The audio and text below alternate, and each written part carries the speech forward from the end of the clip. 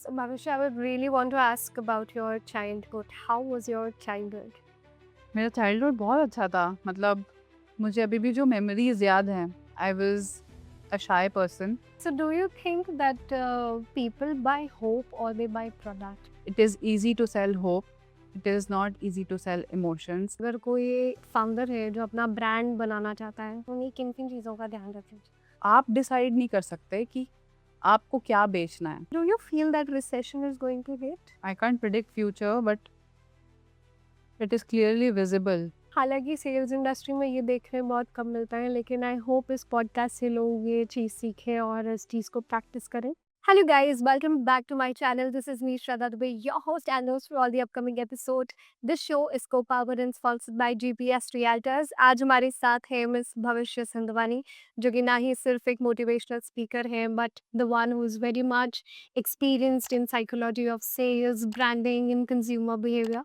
So welcoming Bhavishya Sandhwani with us. Thank you so much Shraddha. How are you? Great, how are you? I'm doing great. So I want to ask first that are you from Mumbai? No, I am from Delhi. You're from Delhi. So which part of Mumbai? ऐसी मुंबई की ऐसी कौन सी जगह है जो आपको सबसे ज़्यादा पसंद है? मैं मुंबई में रही हूँ, वर्ली में 1-2 साल, तो मुझे वो ज़्यादा पसंद है। इसके अलावा मैंने सांता क्रूज़ में भी रहा है, so Worli and Santa Cruz are my favourite. Your favorite spot? Yeah Okay. So coming to like Mumbai के घरों के बारे में अगर हम बात करें, how do you feel like सबका एक सपना होता है कि मुंबई जैसे शहर में सबका एक घर हो। तो आपका भी अगर ऐसा कोई particular space if you want कि मुंबई के इस जगह पर मैं एक अपना घर चाहती हूँ। तो जब मैं मुंबई में रहती थी, मेरा घर तो काफ़ी छोटा था। मेरी मम्मी मुझे ड्रॉप करने आई थी मुंबई, और वो डर गई थी ये देख के कि तू इतने छोटे घर में कैसे रह लेगी? क्योंकि वहाँ दिल्ली में और जहाँ मैं रहती थी, वहाँ पे काफ़ी बड़े घर होते थे। तो उनको डर लग रहा था, but I was very excited कि कोई बात नहीं, मुझे तो रहना है, और मुझे नया शहर पसंद है, मुझे ट्रैवल करना, नई जगह पे रहना, तो मैं एडजस्ट कर लूँगी। But once I started living in Mumbai, मुझे मुंबई का वाइब बहुत पसंद आने लगा। सो मेरे लिए घर मैटर नहीं किया, छोटा हो या बड़ा हो, क्लीन हो, एक घर हो, उतना ही काफ़ी था। सो या so do you feel like Mumbai के घर कंपैरेटिवली दिल्ली से थोड़े ज़्यादा छोटे होते हैं? ऑफ कोर्स मुंबई के घर बहुत छोटे होते हैं यहाँ, लेकिन यहाँ के लोगों का दिल बहुत बड़ा होता है। Very good. Okay, so why did you came back to Mumbai? I didn't come back to Mumbai, I still live in Delhi. You still live in. हाँ, but I have my work in Mumbai, तो मैं यहाँ पे आती रहती हूँ। तो tell us little about your life, कैसे आपने कंटेंट क्रिएशन चालू किया and who was Bhavishya Sandhwani before content creation? Okay, sure. I was working with Reliance, I was working with Ambani's before I started content creation. Till 2020, I was working with Ambani's, and I was a part of Geo Cinema, Geo Tayari, a lot of Geo apps. तो मैं software developer थी। Covid के बाद जब मैं वापस दिल्ली गई, तो मुझे लगा कि कुछ एक्स्ट्रा करना चाहिए, इतने में मेरे को ना मज़ा नहीं आ रहा है। सो आई स्टार्टेड मेकिंग वीडियोज़। पहले मैंने सोचा कि अपनी एक कंपनी स्टार्ट करती हूँ। कंपनी स्टार्ट करने के लिए मैंने वीडियो बनाना शुरू करा, उसकी मार्केटिंग के लिए। मैंने पॉडकास्टिंग स्टार्ट करा उसके 1 साल बाद। जब मैंने पॉडकास्ट स्टार्ट करा, मुझे पता भी नहीं था कि पॉडकास्ट होता क्या है। बस मुझे लोगों से बात करना पसंद था, और जैसे-जैसे मैं लोगों से बात करती गई, मैं वो रिकॉर्ड करती गई और मैंने वो ऑनलाइन डाल दिया। और फिर मेरे को बाद में समझ आया कि जो मैं कर रही हूँ, इसी को तो पॉडकास्ट कहते हैं। तो ऐसे ही वो चलता रहा। Okay, so I think content creation के बाद आपको ऐसा लगा कि दुनिया बदल गई है, जो हम पहले थे और अब जो है I think you know online world gives you lot of fame. Yeah it gives a lot of fame, but दुनिया नहीं बदली है। आई वुड नॉट से दुनिया बदल गई है, बट लोगों में वो जानकारी ज़्यादा आ गई है। दुनिया वही थी, पर हमें पता नहीं होता था कि ऐसा इस जगह पे ऐसा चल रहा है। But because of social media अब हमें पता चलने लगा है कि अच्छा, उस जगह पे ऐसा-ऐसा भी होता है, which we didn't know, which we never knew, कि अच्छा this is also existing. But after this social media came, Instagram came, YouTube came, अब मेरे पास कोई छोटी-सी भी चीज़ होती है ना, जो मैं पहले अपने तक रखती थी, अब मैं ट्राई करती हूँ कि लोगों तक पहुँचाऊँ कि यार ये मेरे पास अच्छी चीज़ है, आप लोग भी देखोगे तो सही होगा। In case anybody wants to buy, you can buy because I am liking it. तो लोगों का परसेप्शन चेंज हो गया है, लोगों का नॉलेज इंक्रीज हो गया है, बट दुनिया तो वही। Do you think consumer behaviour में काफ़ी चेंज आया है पोस्ट कोविड? कंज्यूमर बिहेवियर में बहुत चेंज आ गया है। पहले डिजिटाइजेशन भी तो इंक्रीज हो गया ना, पहले इतना डिजिटाइजेशन नहीं था। लोग जब फिजिकल मनी छूते थे तो उनको लगता था कि अरे 500 1000 रुपए 2 3 नोट निकल रहे हैं। अब क्या होता है, अब आप मोबाइल पे देखते हो अच्छा 500 का है और वो आप खरीद लेते हो। तो आपका पेशेंस लेवल कम हो गया है। तो इतना चेंज आया। That is also the reason I think we end up spending a lot for exactly. digital money. Exactly. I think we do अगर आप spend a lot. कैश में खर्चा कर रहे हो, मैं अभी रिसेंटली एक आर्टिकल पढ़ रही थी जहाँ पे सेम अमाउंट ऑफ थिंग्स मैंने ब्लिंकिट पे ऑर्डर करी तो मेरा 16,000 का खर्चा आया। और वही चीज़ें जब मेरे को लेनी थी, मैं ग्रोसरी स्टोर पे गई तो मेरा 6,000 का खर्चा आया। तो 10,000 क्यों खर्चा एक्स्ट्रा आया? इट इज़ जस्ट बिकॉज कि मुझे एक चीज़ मंगानी थी, उसके साथ मेरे को 50 चीज़ें और मंगानी पड़ी, वो डिलीवरी चार्ज हटाने के लिए। और वो डिलीवरी चार्ज जो 10-10 रुपए करके मेरा बढ़ा और एक्स्ट्रा चीज़ें आई, उसकी वजह से मेरा 10,000 रुपए का खर्चा बढ़ गया। तो उस कंपनी के लिए तो प्रॉफिट है, लेकिन जो the person who is just buying unnecessary things. Correct. Now when you से दिस आई रियलाइज कि हम भी ऐसा करते हैं। आई थिंक बहुत ज़्यादा करते हैं हम ऐसा। I was coming to that कि आजकल की जो ई-कॉमर्स इंडस्ट्री है वो ऐसे ही चीज़ें डिज़ाइन करती है कि the consumer ends up buying more. Yeah so do you want to say on this कि जैसे कि आपने कहा कि आप इतने बड़े-बड़े Jio cinema and you have worked with Ambani, do you know that the like tell me about 3 things that are very much focused on consumer behaviour? तो कंज्यूमर क्या है ना, लॉजिक्स बाद में लगाता है, अपने इमोशंस पहले लगाता है। जैसे मैं आपको एक एग्जांपल देती हूँ। अभी ब्लिंकिट है, ब्लिंकिट पे आप कुछ भी जिब्रिश टाइप करते हो ना, तो आपने देखा है ये? आप कुछ भी जिब्रिश टाइप करते हो, सपोज़ आपने कुछ नॉनसेंस टाइप कर दिया, 1 2 3 4 ABCD कुछ भी टाइप कर दिया, तो वो आपको ऐसे प्रोडक्ट्स दिखाने लगता है जो बहुत कलरफुल है, या फिर ऐसे प्रोडक्ट्स दिखाने लगता है जो बच्चों को पसंद आएँगे। क्योंकि उसने कंज़्यूमर का बिहेवियर रीड करा कि अगर ये कुछ नॉनसेंस टाइप हो रहा है तो मतलब किसी बच्चे ने टाइप किया होगा और उसको ये कलर देख के अच्छा लगेगा, ये उसको कलर पसंद आएगा, तो हो सकता है कि उसको खरीदने का मन हो और अपने पेरेंट्स को बोले कि यार मुझे ये चाहिए। तो कैसे उसने, ब्लिंकिट ने एक छोटे से बच्चे का माइंड रीड करके अपना सेल स्ट्रैटेजी लगाई।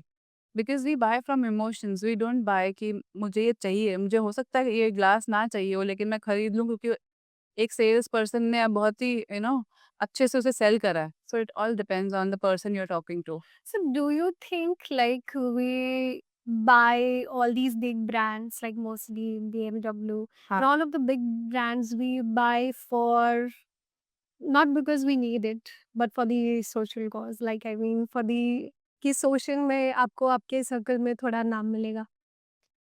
आई थिंक लोगों को ना दिमाग में परसेप्शन परसेप्शन होता है ना, वो बिकता है। ठीक है? अगर मैं सेम सेम इंसान कुछ अलग कपड़े पहन के आऊँ, तो आप हो सकता है मेरे बारे में अलग सोचो, और मैं ही वो कुछ अलग कपड़े पहन के आऊँ तो आप मेरे बारे में अलग सोचो। क्योंकि परसेप्शन एक ऐसी चीज़ है जो बिकती है। अभी मैं आपको एक एग्ज़ाम्पल देती हूँ। एक कोई भी मिडिल क्लास फैमिली है, उसको बहुत मन है गुच्ची खरीदने का और आ रहा है 50,000 60,000 में। तो सबसे पहली चीज़, वो गुच्ची का नाइट सूट तो नहीं खरीदेगा। वो सबसे पहले खरीदेगा वो ऐसी चीज़ जो बाहर उसको लोगों तक पहुँचा के वो दिखा सके कि मैं ये हूँ। तो क्या वो क्यों खरीद रहा है गुच्ची? ताकि लोग उसको ऐसा समझे कि बहुत अमीर है, ताकि लोग उसे ऐसा समझे कि वो क्लासी है, लग्ज़री है, उसके पास बहुत सारी चीज़ें हैं, वो ऐसी लाइफ़स्टाइल बिताता है।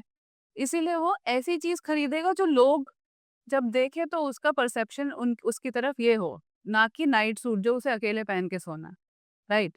तो हम क्यों कोई भी चीज़ खरीद रहे हैं, लग्ज़री ब्रांड्स खरीद रहे हैं, 50 तरीके के अच्छे परफ्यूम्स खरीद रहे हैं, या फिर नाइकी के शूज़ खरीद रहे हैं। अगर हमें सेम क्वालिटी वो कम अच्छी ब्रांड में मिलती है, हम वो नहीं खरीदते। क्यों? क्योंकि हमें दिखाना है लोगों को कि यार अगर इसने नाइकी, एडिडास या फिर गुच्ची, अरमानी ये सब पहना है तो ये एक अच्छे रिच सोसाइटी से बिलॉन्ग करता है। तो हम जो भी चीज़ करते हैं दुनिया में, कोई भी इंसान, uh, other than people who are extremely wealthy उनको नॉर्मल लगता है 50-60 हज़ार का कुछ भी खरीदना। कोई भी इंसान, मिडिल क्लास इंसान कुछ खरीद रहा है तो दूसरों को दिखाने के लिए खरीद रहा है, और दूसरों को दिखाने के लिए अगर वो खरीद रहा है तो उसको बेचना बहुत आसान। इंटरेस्टिंग। एक्चुअली हमारी रियल एस्टेट में भी ऐसा होता है, हम देखते हैं बहुत दफ़ा जब क्लाइंट अकेले आ रहे होते हैं हुँ। और वो क्लाइंट जो मर्सिडीज़ में आ रहा होता है, जो मर्सिडीज़ में आता है उसे बहुत ज़्यादा प्राथमिकता दी जाती है। सब पागल हो रहे होते हैं कि ये क्लाइंट मुझे दो, मुझे दो, मुझे दो, I will I think I seen him and आप जिस तरीके से बोल रही हैं कि ऐसे लोगों को बेचना बहुत आसान होता है, इंटरेस्टिंग, जेन्युइनली बहुत आसान होता है। Okay, so to begin with, आप मुझे बताइए कि जो सेल्स हैं, हम अगर सेल्स के बारे में बात करें, हम देखते हैं हर जगह पर कंज्यूमर हो, ठीक है? ₹10 की चीज़ बेचने के लिए भी, 1 करोड़ की चीज़ बेचने के लिए भी, 2 करोड़ की चीज़ वही बेचने के लिए, इनमें डिफरेंस क्या है? ठीक है। आप सेम टी-शर्ट ₹50 में बेच सकते हैं, आप वही टी-शर्ट 500 में बेच सकते हैं, आप वही टी-शर्ट 1500 में बेच सकते हैं, और आप वही टी-शर्ट ₹1,00,000 में बेच सकते हैं। अब कैसे बेचेंगे, वो आपके कंज़्यूमर के माइंडसेट पर डिपेंड करता है। सपोज़ मैंने एक टी-शर्ट लिया, व्हाइट टी-शर्ट, ठीक है? और मैं किसी भी मार्केट में जाके खड़ी हो गई कि ये ₹50 का है। हो सकता है 100 लोग उसे देखें और एक बंदा खरीद ले, ईज़ी, ₹50 का खरीद लिया। अब उसे ₹500 का कैसे बेचना है मुझे? अब मैं वही टी-शर्ट, सपोज़ अभी मैं नवी मुंबई की मार्केट में गई हूँ, अब मैं वही टी-शर्ट कोलाबा में जाके बेचूँ, तो वहाँ पे लोगों का मेंटालिटी है कि यार साउथ बॉम्बे है, यहाँ पे तो ऐसा ही मिलेगा। अब मैं वही टी-शर्ट जाके ₹500 का कोलाबा में बेच सकती हूँ। अब मेरे को वो टी-शर्ट अगर 3000 में बेचना है, तो हो सकता है कि मैं उसपे थोड़ा बहुत डिज़ाइनिंग कर दूँ, सपोज़ उसपे एक कार्टून बना दिया। अब उसपे हो गया कि इसपे आर्टिस्टिक वर्क हो रखा है, हैंडमेड कुछ हो रखा है। अब मैं वही टी-शर्ट कोलाबा की मार्केट में जाके 5,000 का बेच सकती हूँ। अब मुझे 1,00,000 का क्या कैसे बेचना है उस टी-शर्ट को? सेलिब्रिटीज़ के सिग्नेचर्स बिकते हैं। मैंने सपोज़ उस टी-शर्ट पे किसी भी सेलिब्रिटी का ऑटोग्राफ ले लिया। हो सकता है कि मैं ऐसे ही शाहरुख खान कहीं से जा रहे हो और मैं बोलूँ कि प्लीज़ मुझे ऑटोग्राफ चाहिए, और मैंने उस टी-शर्ट पे ऑटोग्राफ ले लिया उनका। अब वो टी-शर्ट मेरे को ₹1,00,000 में बेचना है तो मैं बेच सकती हूँ, क्योंकि उसपे शाहरुख खान का ऑटोग्राफ है। तो it is just about people buying things, जो उसे लगता है कि अरे मुझे चाहिए नहीं, लेकिन ये इतनी ज़्यादा वर्दी है कि लोग मुझे सोचेंगे कि यार मैं शाहरुख खान से मिल चुकी हूँ, तो इस वज़ह से वो मैं बेच सकती हूँ। So it is just perception. I think perception से तो काफ़ी सारी चीज़ें करी जा सकती है। ओके, सो एक चीज़ आप मुझे बताइए कि अगर आज के दौर पे 2026 के अगर कोई फाउंडर है जो अपना ब्रांड बनाना चाहता है, कंपनी नहीं, एक ब्रांड बनाना चाहता है, तो उन्हें किन-किन चीज़ों का ध्यान रखना चाहिए? सबसे पहली चीज़ तो उसे ये ध्यान रखना चाहिए कि वो एक सॉल्यूशन बेच रहा है, ठीक है? अभी आप डिसाइड नहीं कर सकते कि आपको क्या बेचना है, वो मार्केट डिसाइड करेगी। अगर वो मार्केट में चाहिए ही नहीं लोगों को, तो आप जितना मर्ज़ी अच्छा प्रोडक्ट बना लो, वो बिकेगा ही नहीं। लेकिन अगर मैं थोड़ा कम कॉम्प्रोमाइज़ प्रोडक्ट भी बनाऊँ, लेकिन लोगों को उसकी ज़रूरत हो, suppose, can you explain this in या डिटेल? एग्ज़ैक्टली। सो सपोज़ मुझे एक ऐसा इंसान चाहिए जो मुझे पेन पेन दे, बॉल पेन दे, ठीक है? लेकिन मैं अपनी कंपनी में जेल पेन्स बनाए जा रही हूँ, तो मैं जितना मर्ज़ी अच्छा जेल पेन बना लूँ, वो नहीं बिकेगा, क्योंकि इंसान को चाहिए कि वो बॉल पेन ले। लेकिन अगर मैं थोड़ा कम अच्छा बॉल पेन भी बना लूँगी और मैं बोलूँगी कि यार ये पेन एक बार यूज़ करके देखो, तो वो ले लेगा। क्यों? क्योंकि उसे चाहिए ही बॉल पेन था। वैसे ही जैसे मैंने मार्केटिंग एजेंसी खोली, अब मैं उसमें जितने मर्ज़ी एम्प्लॉइज़ रख लूँ, अपना कुछ भी कर लूँ, और मैं ऐसी चीज़ बेचूँ जो सॉल्यूशन नहीं है, जो लोगों को चाहिए नहीं, तो वो आप जितना मर्ज़ी सेल्स स्ट्रैटेजी लगा लो, आप जितना मर्ज़ी इमोशंस लगा लो, आपने जितनी मर्ज़ी परसेप्शन लगा लो, आप कुछ भी लगा लो, वो बिकेगा ही नहीं, क्योंकि वो लोगों को चाहिए ही नहीं। अब आई स्टार्टेड माय कंपनी, मेरा फर्स्ट कंपनी था, जिसमें मैंने interview as a service start किया था। ओके? मैंने ये सोचा था कि मैं लोगों का इंटरव्यू लूँगी और एक फर्स्ट लेवल के इंटरव्यू लेके कैंडिडेट्स दूँगी अच्छी कंपनीज़ को, ताकि उनका टाइम सेव हो। लेकिन बाद में आफ्टर एन ईयर वो एक इंटरव्यू एज़ अ सर्विस के से हटकर वो एक रिक्रूटमेंट कंपनी बन गई। क्यों बन गई? क्योंकि लोगों को चाहिए कि आप इंटरव्यू लेके मत दो। आप हमें सिर्फ कैंडिडेट दे दो, हम खुद इंटरव्यूज़ ले लेंगे। तो मैंने जितना मर्ज़ी अपना सेल स्ट्रैटेजी लगा ली, इंटरव्यू एज़ अ सर्विस खोल लिया, 50 तरीके के पैसे लगा लिए, हर चीज़ सब सब कुछ कर लिया। लेकिन लास्ट में क्या हुआ? बन गई वो वही कंपनी जो लोगों को चाहिए थी। कंपनी को एक रिक्रूटमेंट कंपनी चाहिए थी और वो बन गई और वो अच्छी चल रही है। तो it is always market who decides कि आपका बिज़नेस क्या होगा। It is never you who will decide कि आपका बिज़नेस क्या होगा। Do you believe in energy? Of course, who doesn't? मुझे बहुत विश्वास है, अगर मेरी एनर्जीज़ अच्छी नहीं है, तो शायद हाउ मैं डू यू डिसाइड दैट? आप आप बताओ मुझे ये बात कि अगर मैं पहला कदम इस स्टूडियो में रखूँ और मेरा बॉडी लैंग्वेज और मेरा वे ऑफ टॉकिंग और वे ऑफ ग्रीटिंग और way of my expressions are in a way कि सब लोग डर जाएँ कि यार ये आ रहा है, अभी ये मेरे को चिल्ला ना दे और किसी पर भड़क ना जाए, या फिर मेरा बॉडी लैंग्वेज ऐसा हो कि मुझे तो तुमसे बात नहीं करनी, तुम हो ही क्या?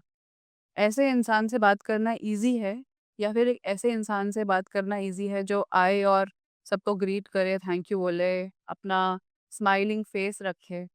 सो this is how we get to know. और नॉट जस्ट वर्ड्स भी मैटर नहीं करते। मैं हो सकता है आपको ग्रीट ना करूँ, सिर्फ मेरा बॉडी लैंग्वेज ऐसा है कि it is you are finding it easy to talk to me. So this is all about energies. So do you think that people buy hope or they buy product? They buy emotions. They buy hope. It is easy to sell hope.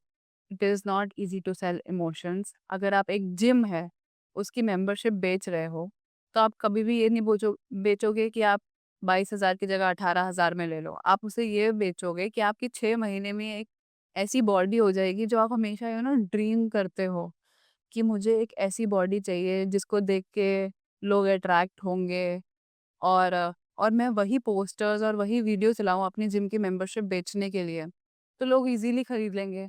लेकिन आप अगर बेच रहे हो वही gym की membership सिर्फ़ इतने में, बिना उनको होप्स दिए कि आपका बॉडी तो ठीक है, पर आप जिम में रोज़ आओगे, आपको हाथ में दर्द होगा, थोड़े दिन पेट में दर्द होगा, इधर दर्द होगा, उधर होगा, नहीं बिकेगा ना। क्योंकि उनको कोई होप्स नहीं है कि मेरी बॉडी अच्छी हो जाएगी। होप्स दिखाना तो सबसे ज़्यादा इम्पोर्टेंट है सेल्स में। I think how everything, हर चीज़ अंत में आके we are only speaking about honesty, correct. emotions and energy, how this is the ground level of everything. I think not only sales but I think आपकी किसी भी काम में honesty, hope और transparency अगर आप रखेंगे तो वो काम बहुत अच्छे से होता है।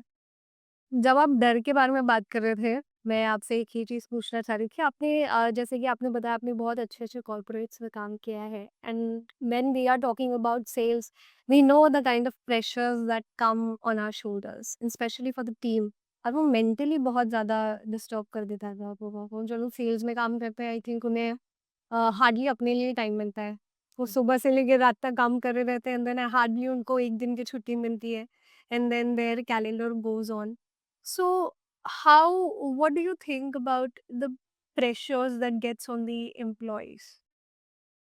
जब मैनेजर्स अपने एम्प्लॉइज़ को टारगेट समझने लगते हैं, instead of considering them as humans, वो अपने सेल्स के टारगेट को टारगेट जितना समझते हैं ना, उतना ही अपने एम्प्लॉइज़ को भी टारगेट समझते हैं। उनको लगता है कि अगर मैं इसको डराऊँगा, धमकाऊँगा, भड़काऊँगा या फिर उसको लोगों के सामने बुरा-भला बोल दूँगा, तो हो सकता है वो डर के अच्छा काम करे। और डर के वो अच्छा काम सिर्फ़ 1 हफ़्ता कर सकता है। अगर उसे लॉन्ग टर्म अच्छा काम करना है, तो वो कभी भी डर के नहीं कर सकता। आपको इतना समझना पड़ेगा, एक ह्यूमन अच्छा काम तब कर सकता है जब वो खुद में खुश हो।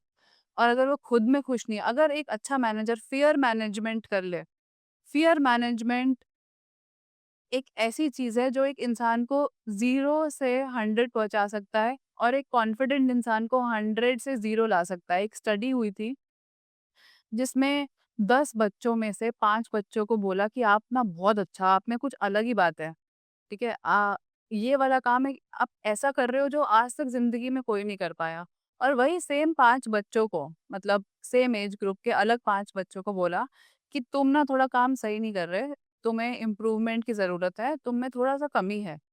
6 महीने बाद जो 5 बच्चों को तारीफ़ करी थी, उन्होंने अलग ही स्किल सेट शो करा, उन्होंने अलग ही तरीके के अचीवमेंट्स पाए, और वही 5 बच्चे जिनको मोटिवेशन नहीं मिली थी और बोला था कि यार तुम अच्छे नहीं हो, वो जितना भी कॉन्फिडेंट थे, उन्होंने अपना सारा कॉन्फिडेंस लूज़ कर दिया।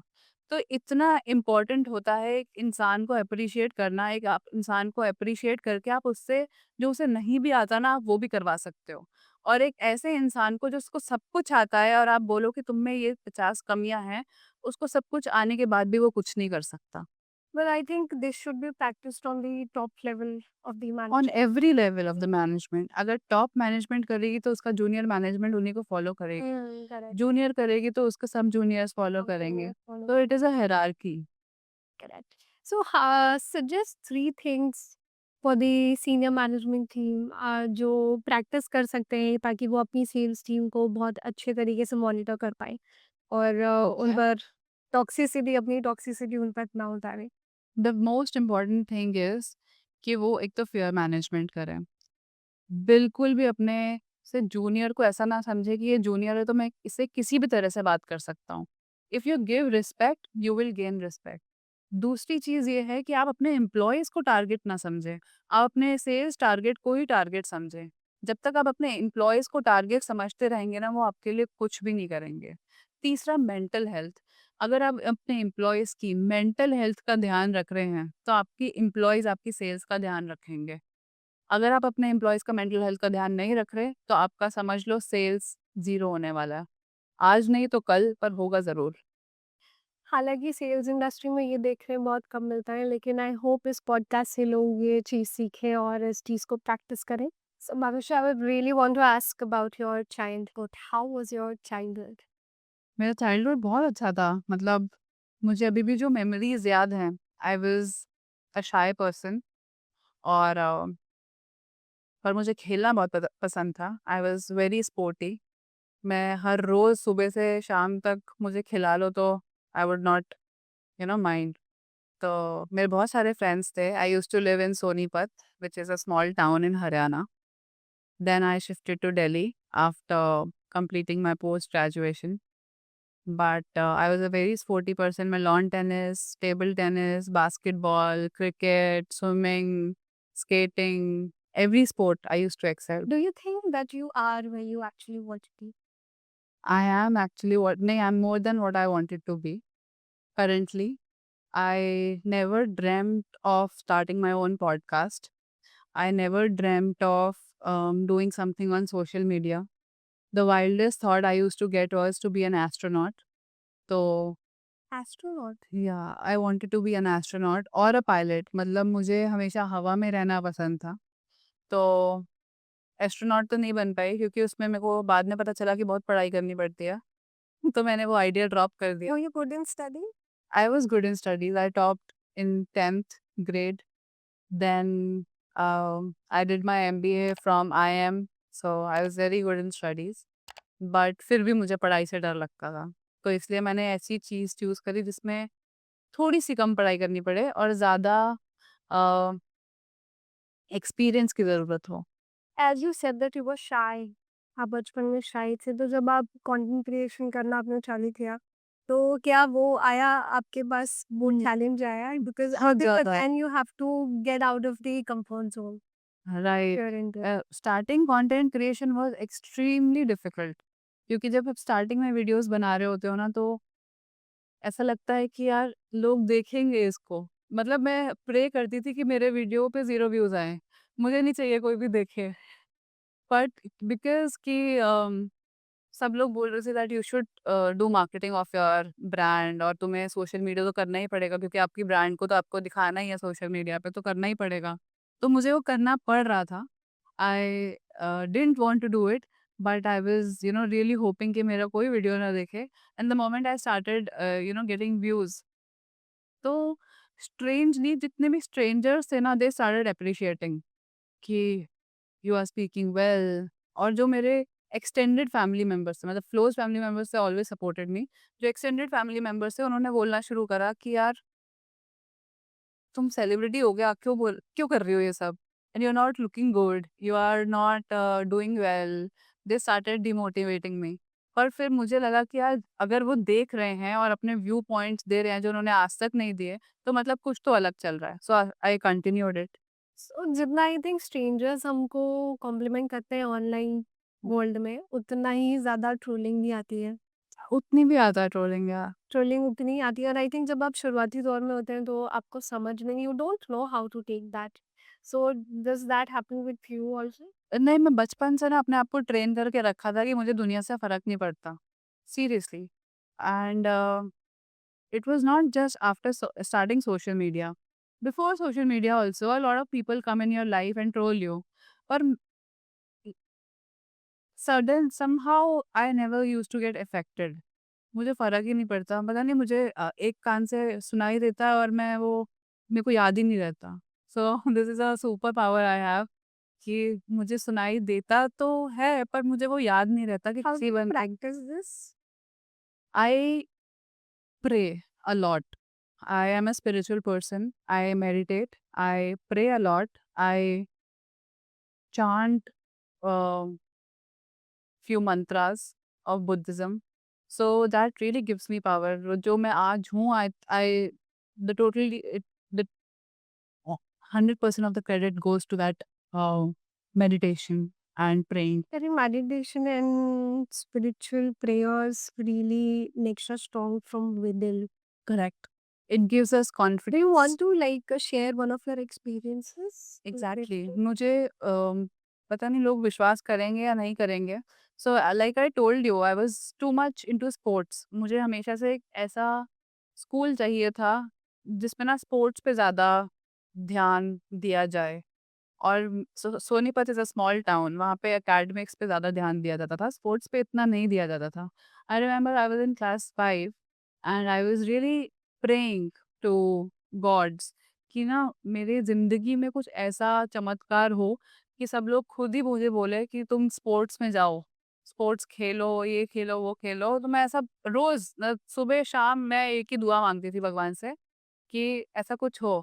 एंड आफ्टर 6 मंथ्स सोनीपत जैसे छोटे शहर में एक ऐसा स्कूल खुला जिसमें ना 3 घंटे स्पोर्ट्स खेलना कंपल्सरी था। And I shifted my school next year. 5 के बाद 6 में मैं उस स्कूल में गई और वहाँ पे 3 घंटे स्पोर्ट्स खेलना कंपल्सरी था, तो घर वाले भी कुछ नहीं बोल सकते थे कि नहीं खेलना। टीचर्स भी आपको आप बोल रहे कि आप खेलो। उसमें आपका होमवर्क भी आपको नहीं देते थे घर पे जाने के लिए, स्कूल में ही करवा के भेजते थे। So it was a day boarding school.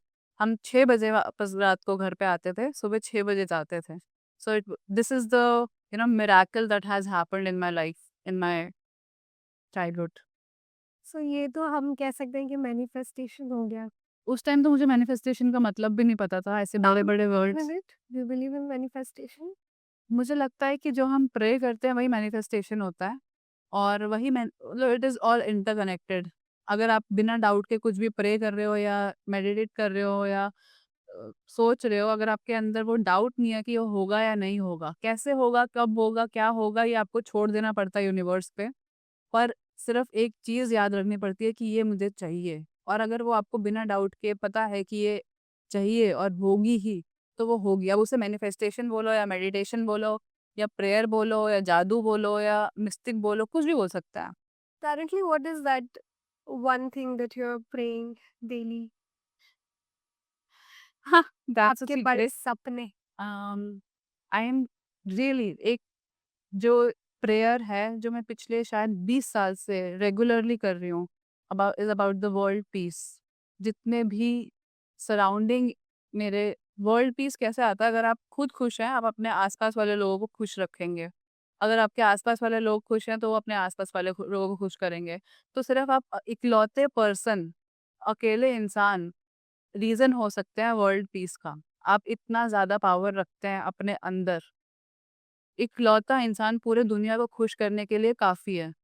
सिर्फ़ उसको खुद को खुश रखना है, तभी वो दुनिया को खुश रख पाएगा और वो दुनिया आगे की दुनिया को खुश रख पाएगी और आगे की दुनिया और आगे की दुनिया को खुश रख पाएगी। So I believe in that.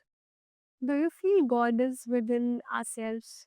Like Yeah, we are constantly seeking God outside of our body, but what I feel that God is within ourselves. We just need to find a completely, connection with completely. ourselves. मैं तो बोलती हूँ अपुनिश भगवान। अपुनिश भगवान है। Exactly, if you can't value your own self, if you can't pray your own self, if you don't have the self respect, nobody will respect you, nobody will value you, nobody will pay attention to you. अगर आप खुद को ध्यान रख रहे हैं, खुद की पूजा कर रहे हैं और खुद को एक अच्छा इंसान बनाने की कोशिश कर रहे हैं ना, तो आपको ज़रूरत नहीं है मंदिर में जाने की, आप खुद का भी इम्प्रूवमेंट करें तो काफ़ी है। सी ना पार्ट ऑफ योरसेल्फ जहाँ पर आप मोटिवेशनल स्पीकर भी हैं, मैं देख पा रही हूँ you have an impact on people. I am someone who is motivated from talking to you.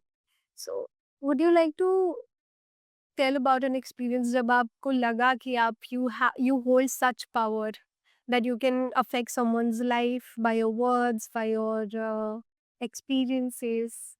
या सो व्हाट हैपेंड वाज़, मुझे कभी ऐसा मुझे हमेशा से पता था कि अगर मैं जो बोलूँगी ना तो लोग उसे सुनेंगे। कुछ इंस्टिंक्ट्स थी मुझ में कि I was able to impress people somehow. ज़रूरत नहीं होती मुझे एक्स्ट्रा एफर्ट्स करने की। और ये मुझे तब लगना शुरू हुआ when schools and colleges started inviting me for their motivational lectures. तो मुझे याद है मैं एक गवर्नमेंट स्कूल में गई थी और वहाँ के बच्चों को बताया था कि उनमें कितनी पावर है, क्योंकि उन ना थोड़ा बहुत ऐसा था कि घर से परमिशन नहीं है और चीज़ें कम हैं, फैसिलिटीज़ नहीं हैं। और जब मैं 1 घंटे के बाद वहाँ से उनको लेक्चर दे के बाहर आई, एक भी स्टूडेंट ऐसा नहीं था जिसने मेरे को पर्सनली आके नहीं मिला हो या थैंक यू ना बोला हो। So these little things when people are listening to you, people are actually valuing what you are saying. और मेरा भी यही इंटेंशन था कि अगर मैं यहाँ पे 1 घंटा बात कर रही हूँ, तो हर एक इंसान के अंदर एटलीस्ट एक चीज़ ऐसी जानी चाहिए जिससे वो रिलेट कर पाए, जिससे वो कनेक्ट कर पाए और जिससे वो घर जाके मोटिवेट हो पाए और अच्छा फ्यूचर अपने लिए सोच पाए। सो अगर आपके दिल में वो इंटेंशन है, तो आपके लोगों को वो इंटेंशन ज़रूर दिखेगी। So I would want to ask you, आपने अभी कहा कि ऐसे बहुत सारे बच्चे थे जिनको बहुत सारी चीज़ें करने की उसको परमिशन नहीं होती है। हमारी दुनिया में बहुत आमतौर होता है, हम देखते हैं कि बच्चे जिनके सपने बहुत बड़े-बड़े होते हैं, पेरेंट्स कभी-कभी उन्हें समझ नहीं पाते। So how do you want to like आप उन बच्चों से क्या कहना चाहती हैं और उनके माँ-बाप से क्या कहना चाहते हैं? सी अगर आप खुद को आप कॉन्फिडेंट हो कि आप कर पाओगे, तो ऐसी कोई ताकत नहीं है दुनिया में जो आपको रोक सके। आपके माँ-बाप भी आपको समझेंगे और नहीं समझ पा रहे तो भी उनको समझाना ज़रूरी है, क्योंकि उन्होंने अपने अलग एक्सपीरियंसेस फेस करे हैं लाइफ में। आप उनसे हर चीज़ लड़ के नहीं कर सकते, अगर आप लड़ के करोगे तो दुखी ही रहोगे, वो उनको दुखी करके। सब बच्चे अपने माँ-बाप को खुश करना चाहते हैं, उनकी खुशी के लिए चीज़ें करना चाहते हैं। तो अगर आपको कुछ चाहिए, तो आपको उसके लिए जितना भी एफर्ट घर बैठे कर सकते हो, वो करना शुरू करो। फिर जब आपके माँ-बाप को दिखेगा कि आप उतने एफर्ट्स ले रहे हो कि आप बाहर की दुनिया में जाके भी उसको उतना ही हार्ड वर्क कर पाओगे, उतनी ही मेहनत कर पाओगे और कुछ बन पाओगे, तो वो आई डोंट थिंक कि कोई माँ-बाप होता है वो रोकता है अपने बच्चों को, नहीं तू बड़ा इंसान मत बन, तू छोटा ही रह। कोई आई भी थिंक ऐसा नहीं पेरेंट्स होता। खुद भी डरे हुए रहते हैं क्योंकि उन्हें पता ही नहीं कि ये दुनिया दिखती कैसे है, तो प्रोटेक्ट करके रखना तो चाहते हैं अपने बच्चों कॉन्फिडेंस को। लाना पड़ेगा और ऐसा कुछ भी दुनिया में ऐसा कुछ भी नहीं है जो आप नहीं अचीव कर पाते। आपको सिर्फ अपने ऊपर विश्वास रखने की ज़रूरत है। अगर आपको अपने ऊपर विश्वास है कि आप ये अचीव कर पाओगे, तो बिना डाउट के, if there is not a single doubt in your mind कि मेरे को ये अचीव करना है, कैसे करूँगा भी नहीं सोचना। सिर्फ ये सोचना है कि अचीव करूँगा और कर लिया है, कर पाऊँगा, इतना मुझे दिख रहा है, अपना विज़न क्लियर है, तो nobody will stop you. Just try it for may be 1 month, 1 महीना ट्राई करके देखो, बिना डाउट के जो भी चाहिए आपको अपनी लाइफ में, आप वो सोचो कि मैंने कर लिया है और आप ज़रूर कर पाओगे। Everybody will support you, even your parents. अगर आज भी वो मना कर रहे हैं ना कि तू घर पे बैठ और कुछ मत कर, वो भी आपको मिस्टिकली सपोर्ट करना शुरू कर देंगे। ये मैंने एक्सपीरियंस किया अपने लाइफ में और बहुत सारे लोगों को देखा है ये एक्सपीरियंस करते हुए। Were your parents supportive initially when you chose to? Luckily my parents were always very supportive. जब मुझे जॉब करना था तो मुझे जॉब करने दिया, जब मेरे को बिजनेस करना था बिजनेस करने दिया, कंटेंट क्रिएशन करना था कंटेंट क्रिएशन में हाँ बोल दी। मुझे कहा कि मेरे को कहीं पे भी जाना है, पढ़ाई करनी है, खेलना कूदना है, कुछ भी करना है, they were always very supportive. So this is being me very lucky about it. Do you have someone in your circle जिनको आपने शायद से वो चीज़ें मिलती नहीं देखी हैं जो as you said that you were या माय फ्रेंड्स, उन जो मेरे साथ स्पोर्ट्स खेलते थे उनको वो नहीं मिल पाया, आगे बढ़ने का मौका नहीं मिल पाया, क्योंकि मे बी उन्होंने कभी अपने लिए स्टैंड भी नहीं लिया, कभी उन्होंने अपने लिए बात भी नहीं करी, अपने पेरेंट्स से बात ही नहीं करी कि मुझे ये चीज़ करनी है, इस डर में कि वो नहीं करने देंगे। इस डर में हम चीज़ें बोल ही नहीं पाते, ट्राई ही नहीं करते, ये आउटकम के फ़ियर से कि शायद वो नहीं होगा, और वो नहीं ना सुनने के डर से हम वो चीज़ें ही नहीं बोलते हैं कि अगर उन्होंने मना कर दिया तो दिल टूट जाएगा, इसलिए try. against all odds yes, try करना चाहिए I think.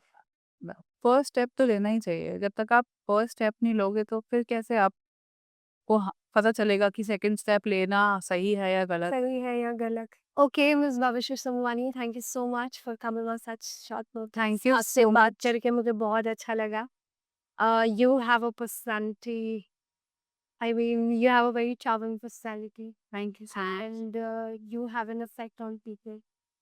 Thank you so much. I really hope कि हमारी ऑडियंस को इस पॉडकास्ट से कुछ यूज़फुल इन्फॉर्मेशन मिली होगी और वो कुछ एक 50 चीज़ें नहीं तो एक चीज़ अपने तक अपने दिल में रखेंगे और ट्राई करेंगे अपने आप को इम्प्रूव करने का और अपने आप को खुश रखने का। Thank you so much Shraddha for inviting me, और it was great meeting you. Thank you. Thank you so much.